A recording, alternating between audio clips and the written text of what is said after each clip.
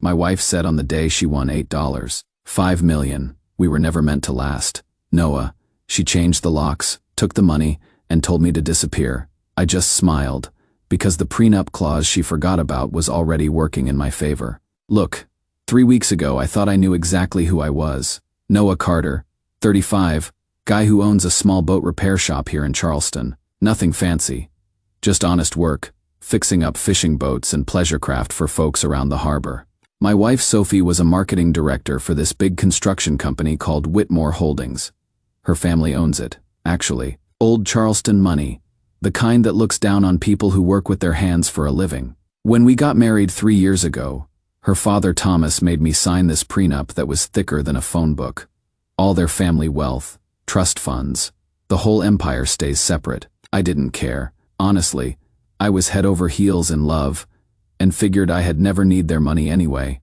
There was this one weird clause about lottery winnings being marital property, but who thinks about that stuff when you are planning a wedding, right?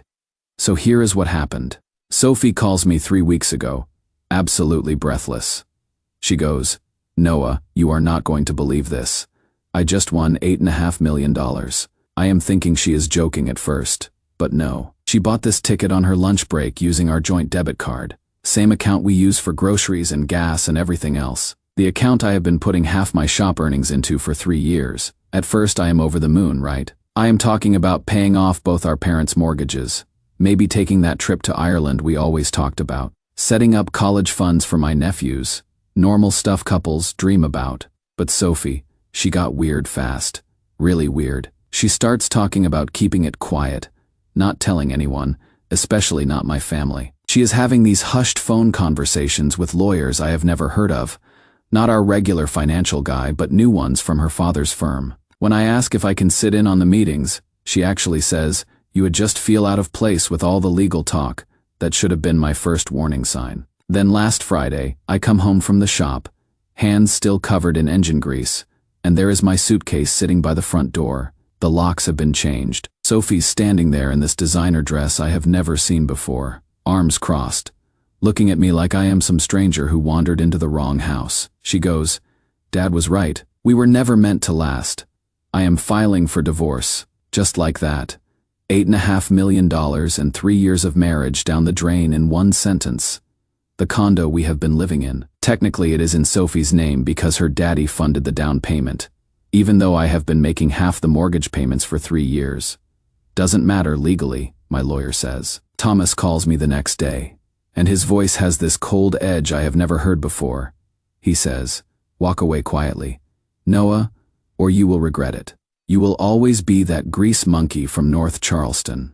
Money cannot buy class, and you certainly cannot earn it." 2 days later, Sophie's mother Elaine shows up at my parents' place in North Charleston, where I am staying now. She has got this envelope with what she calls a settlement offer. It is less than what I put into that house over 3 years, and there is this non-disclosure agreement attached. Before I can even read it, she looks around my parents' modest living room and says, "My daughter deserves better than someone who works with his hands for a living. Noah, this is your chance to do the right thing."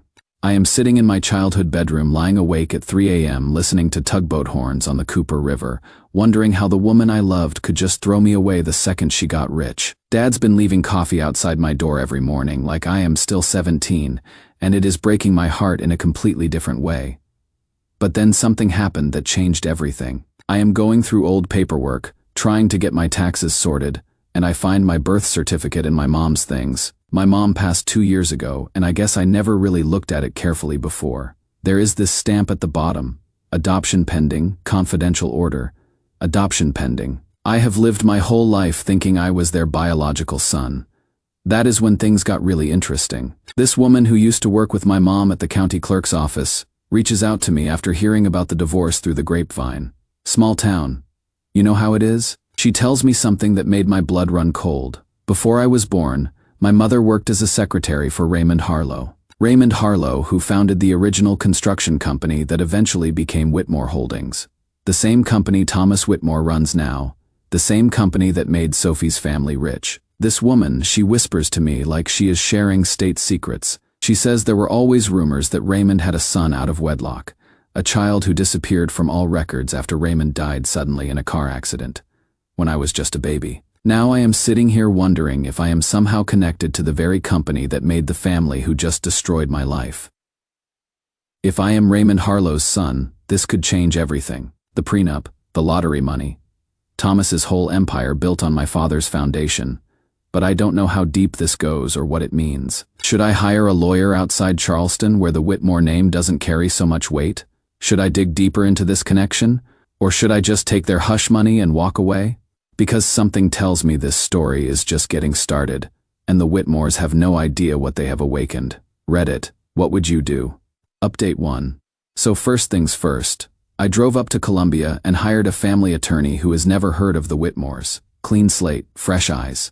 She takes one look at that prenup and starts laughing. Not in a mean way, but like she just found a $20 bill in an old coat pocket. This windfall clause, she says, pointing to that section I barely paid attention to 3 years ago. This is airtight in your favor. If Sophie bought that ticket with marital funds, and you can prove it, that lottery money is marital property regardless of whose name is on the ticket, we hired a forensic accountant. Guy goes through our bank records like a detective, tracking every transaction. The lottery ticket was purchased at 2:47 p.m. on the 15th of October using our joint Wells Fargo debit card, the same card linked to the account where I have been depositing half my shop earnings for 3 years. The same account Sophie texted me about that very morning asking, "Can you check if there is enough in our account for gas?" Got her. But here is where things get really wild. This lawyer of mine, she is thorough while we are building the lottery case. She starts digging into public records about the adoption angle. What she finds nearly knocked me off my chair. There is a dormant trust fund established in 1988 under Raymond Harlow's name. The trust is set to transfer 5% ownership of Whitmore Holdings to a biological descendant confirmed after reaching the age of 35. I turned 35 last month. 5% of a multi-million-dollar company. 5% that Thomas Whitmore has been managing for decades, probably thinking it would never activate. My lawyer gets a court order for discrete DNA testing using archived items from Raymond's estate. The results came back yesterday. 98% match. I am Raymond Harlow's son, the son of the man who built the company that Thomas Whitmore took over and renamed after himself. I am sitting in my truck outside the courthouse, holding these test results, and suddenly everything makes sense. Why Thomas always looked at me like I was something unpleasant he stepped in. Why Elaine would make these little comments about my background. Why they were so quick to throw me away the second Sophie got money they knew. Maybe not consciously, but some part of them always knew I didn't belong in their version of Charleston society. What they didn't know was that I actually belong there more than they do. My lawyer sends a formal notice of beneficial ownership to Whitmore Holdings Board of Directors. By law, they have to acknowledge a legitimate shareholder claim. Thomas explodes. Of course, within 2 days, gossip is spreading through Charleston like wildfire. The boat mechanic who tricked Sophie is now claiming to be some kind of secret heir. But you know what I did with all that talk? I filed a motion to freeze Sophie's lottery winnings pending the property division settlement. Since the ticket was bought with marital funds, the court has to treat it as marital property until everything gets sorted out through equitable distribution. The judge approved the freeze yesterday. For the first time in a month, I slept through the night. Sophie's $8.5 million is sitting in legal limbo, and there is nothing Thomas or his fancy lawyers can do about it. The money isn't going anywhere until I get what I am legally entitled to. The boat mechanic just played chess with the king, and I am 3 moves from checkmate. More updates coming as this unfolds. This is far from over. Update 2. Some financial reporter got wind of the story and ran with it. The headline was Harlow heir emerges amid Whitmore family scandal. The article detailed the whole mess. The lottery, the divorce, the DNA test, the trust fund. Everything. Within hours, Whitmore Holdings stock dropped 12%. The board of directors is apparently losing their minds, pressuring Thomas to address what they are calling legacy irregularities. Thomas tries to fight back, of course. He coerces Sophie into signing this affidavit claiming the lottery ticket was purchased with her personal discretionary funds. But here is the beautiful thing about forensic accounting. The metadata doesn't lie. Our accountant has records showing that debit card transaction came directly from our joint checking account. The same account that had exactly $847 in it that morning because I had just paid our insurance premium the day before. Even better, Sophie's phone records show that text message she sent me at 10:23 a.m. Can you check if there is enough in our account for gas? The lottery ticket was purchased at 2:47 p.m. the same day. Caught red-handed trying to commit perjury, Elaine makes one more attempt at damage control. She shows up at my parents' house again, this time with a cashier's check and another non-disclosure agreement. The number on the check is bigger than before. I will give her that. But it is still insulting compared to what I am legally entitled to. I looked her right in the eye and said, "Mrs. Whitmore, your family should have thought about this before they threw me away like garbage." She actually had the nerve to say, "We are trying to be fair. Noah, don't let greed destroy your character. You were raised better than this." Greed. From a woman whose family has been living off my biological father's legacy for 35 years. That is when I knew they were getting desperate. Karma is real, and it has perfect timing. The board at Whitmore Holdings ordered an internal audit because of all the negative attention from that newspaper article. What do they find? Financial irregularities going back decades.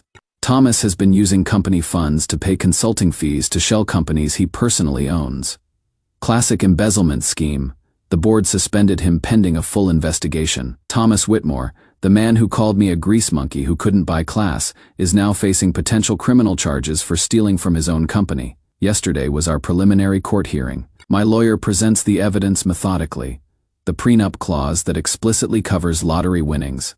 Bank records proving joint ownership of the marital funds used to purchase the ticket. Evidence that I was immediately evicted from our shared residence after the jackpot. The judge looked at Sophie's lawyers and said, "This appears to be compelling evidence of bad faith action designed to circumvent South Carolina's equitable distribution law." The freeze on Sophie's lottery money stays in place. The judge ordered a complete forensic audit of all our shared finances and scheduled a full hearing for next month. Sophie will not look at me during the proceedings, but afterward she calls me she is crying, which I haven't heard since her grandmother died 2 years ago. "Noah," she says, "I know you probably hate me, but I need you to know I never wanted this to happen. Dad convinced me you would try to take everything, that you would become someone different with all that money. He made me believe you married me for our wealth." I told her, "Sophie, I loved you when I had nothing. You left me when you had everything. That tells me everything I need to know about our marriage." The phone went quiet for a long time. Finally she whispers, "You are right. I am sorry too little, too late," but at least she finally sees what her family did to us. The local news is calling it the Whitmore-Harlow reckoning. Thomas is suspended from his own company. Sophie's moved back in with her parents, probably planning damage control, and me? I am still living with my parents, but now I am doing it by choice while this legal mess gets sorted out. The final hearing is in 3 weeks. My lawyer thinks we have this in the bag. The prenup is crystal clear. The financial evidence is overwhelming. And now there is the added complication of my ownership stake in the very company that has been fighting me. Justice is coming. Reddit. And it is going to be beautiful. Final update. Well, Reddit. It is over. All of it. And I wanted to give you the full resolution because so many of you have been following this wild ride from the beginning. The final court hearing was honestly anticlimactic after all the drama leading up to it. My lawyer presented our case like she was reading a grocery list. The prenup clause, the joint account records, the metadata proving Sophie used our shared marital funds, the suspicious timing of my eviction immediately after the jackpot. The judge didn't even need to deliberate long. Sophie's lottery winnings are marital property purchased with marital funds during our marriage. Under South Carolina's equitable distribution law, I was awarded 40% of the after-tax amount, plus reimbursement for my share of the condo payments and other shared expenses. Not quite half, but enough to completely change my life. We both signed a mutual non-disclosure agreement as part of the settlement. Neither of us can speak publicly about the marriage or disparage each other, but the lottery money was just the beginning. The Harlow Trust activated automatically once my DNA results were filed with the probate court.